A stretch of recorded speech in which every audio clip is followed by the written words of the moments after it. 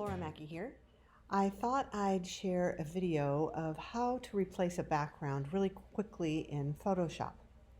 Here I have a flower, and if I wanted to change this background, there are several ways to do it, but the fastest way is to use your quick selection tool and fill that selection. Here's how you do it.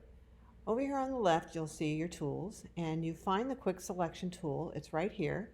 If I hold that down, you'll see there's two tools. It's possible that this magic wand might be showing you in your toolbar. So how to access the quick selection tools, you just hold that down and then you'll see the other tool, the quick selection tool, available, and you click that. Now, as you see that there's a menu up here for the quick selection tool, and all you have to do is click select subject, and voila, it selects the flower. You invert the selection.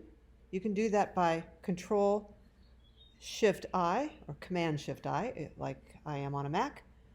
Or you can invert the selection by going up to the top menu and selecting Inverse, because it selected the subject, but you're concerned about everything except the subject. So the quickest thing to do is select the subject and invert the selection. So now you see that this other area, the whole background, is selected.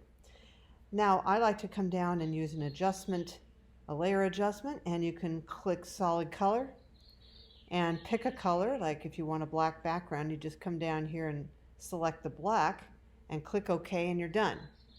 Now some flowers have a lot of fringing on the areas of the flower, so that will be a little trickier.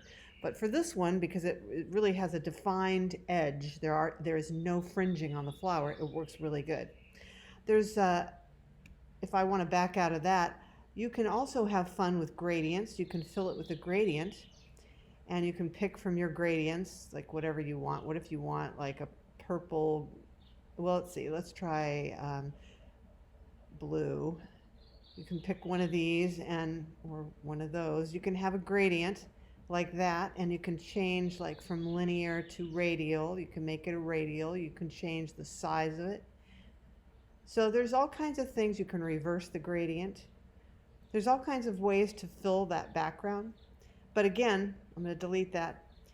The way you do it is use your quick selection tool, select subject, invert the selection, use an adjustment layer, solid color, pick your color, any color, and you're done. I hope that was helpful. Thanks for checking in. Bye-bye.